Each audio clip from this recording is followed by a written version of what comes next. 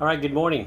We're on the heels of a very successful train show that we had here in Tallahassee, Florida, our Tallahassee Model Railroad Show and Sale that's at the end of June, every year.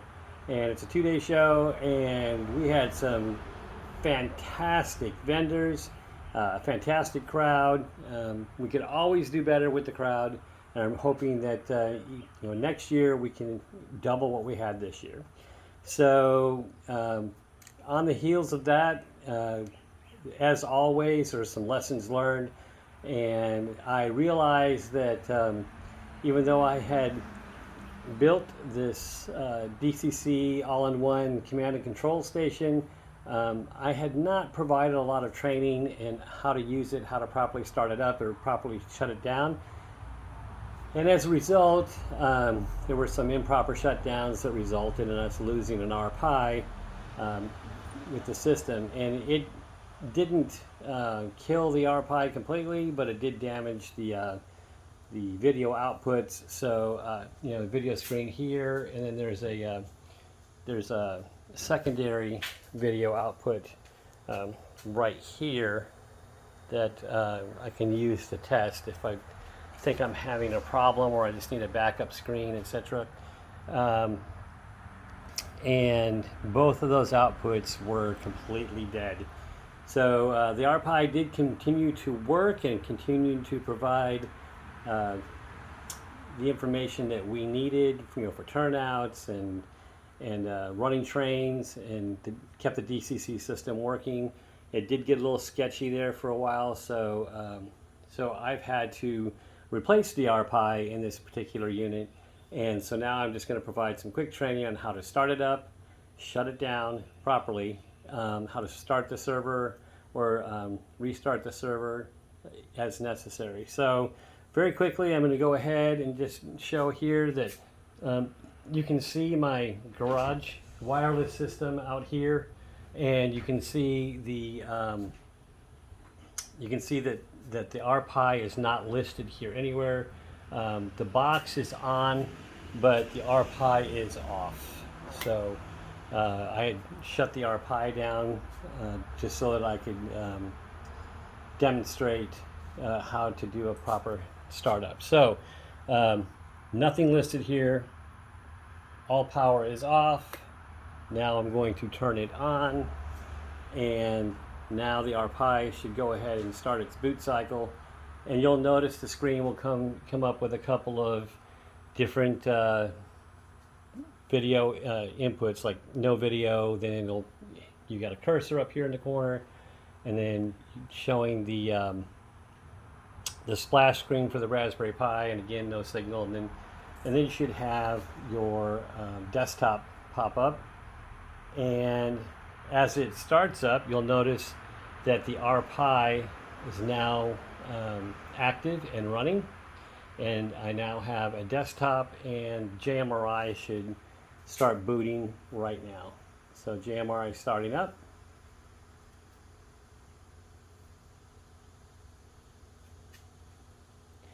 This is the JMRI server right here. This is the Y throttle or engine driver server. These are just scripts that are running in the background. You can see here when Panel Pro comes up that there's a shutdown RPI button here, and there's a restart the RPI button here. So whenever you think you're having an issue with the Raspberry Pi itself, and you just want to restart it, you would just hit the restart button here, and you'll watch, if you watch down here, it'll lose this RPI as an available network, and it takes a minute for it to run through its script, and there it's shutting down the server, and it's shutting down the Raspberry Pi, and it should shut off, and you'll notice the network disappeared. So now you know that the Raspberry Pi is offline because it's no longer transmitting a wireless signal. So it's going to go through, it's going to restart, And as it restarts, you'll notice the networks will pop up over here, and it should say Andy's RPi again.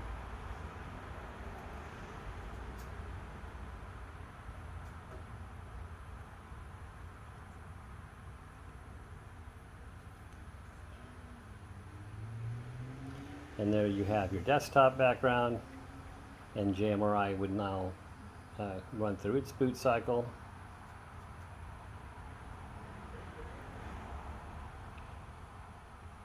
And now you see the server here. Now on this server, this is running your Y throttle and your engine driver. And as you can see right now, nobody's name is listed here. No devices are listed here. That means nothing's attached to that particular network. Again, you get the the Andy's RPi network. So now you get the JMRI screen, Panel Pro screen, and now you can see again you have Restart RPi or Shutdown RPi. So I'm going to go ahead and attach to the RPi network.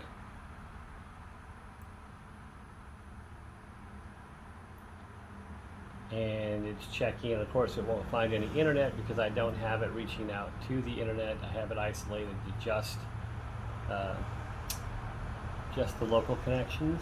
So it says it's connected without internet. So now we're going ahead and get out of that. And we're going to start engine driver. Allow engine driver, yes. And as you can see, it now shows here in this block that an available discovered network is Senior Chief's RPi, which is the name of the actual Wi-Fi device. So I'm going to go ahead and attach. And as I attach, you'll notice up here, the name of my phone is Senior Chief's S9 that I'm using to run Y throttle. And up here, you'll notice it says Senior Chief's S9. So you can see who's there. And if you needed to kick somebody off, you can kick somebody off and have them restart. If you need to kick everybody off and just restart the server, you can do that as well. But if you notice here, I haven't selected anything yet, but if you swipe right, you get all of the available programs, switches, and accessories that are listed for this particular RPi. So you know that it's seeing the JMRI server now because you're attached, and you're seeing all the switches. So if something goes wrong and you need to either kick somebody off or you need to restart, you would simply use the Restart RPi here. Underneath here there is a pen with a stylus tip, and you can use that stylus tip, or you can use your finger and just hit Restart RPi. Or if you just want to shut the whole thing down because you're at the end of the day and it's time to turn it off and go home, you just hit Shutdown RPi, wait for everything to shut down, wait till that wireless network is no longer attached, and then you can turn the power button off on the left hand side. So let's see here. Okay, so if we needed to stop the Y throttle server, we can just go up here and we can hit Stop Server right there, and it'll stop the server. But we don't need to do that. Generally, if we need to get into anything or we need to reset the system, we're just going to do a Restart RPi right here. Now, if you just restart RPi and trains are running, people who have their throttles on, if you haven't told them, may lose control of their, or will lose control of their engines while RPi is restarting. So you got the throttle cab hooked up over here, and you can always hit emergency stop, and everything on the layout will stop. So that way nobody has a runaway and slamming into something or doing something else. If you if you're shutting down for the day and we're getting ready to turn this whole thing down, the first day of the show is over and it's time to go home for the day. So then we pull this pen, we go over here to Shutdown RPi, and it will roll through its shutdown sequence. And again, you can see, Andy's RPi is still listed over here, but as it starts to go through its shutdown sequence, that should disappear. And so Andy's RPi went to available networks, and then it disappeared. So now it's no longer available. RPi is shut down. You no longer have a video display. Power is still on, but the RPi, the computer itself, is off. So we want to go ahead and shut the whole system off, and now you are secured for the day and you're ready to start the day tomorrow. So always either use restart RPi or and make sure you warn everybody before you restart the RPi, and or when you shut down for the day, shut down RPi, and then you can secure power. Simply turning power on and off over here, just hardcore, shut the power down, turn the power back on. It can do damage to the RPi, and in this case, it did damage the previous RPi that was in there. So that's about all. I mean, I realized that was about 11 minutes worth of video, but I just wanted to make sure that everybody knows how to start the system up, restart the RPi when there are issues, and how to shut the system down. We can talk about channels and other issues, competing channels, in a different video.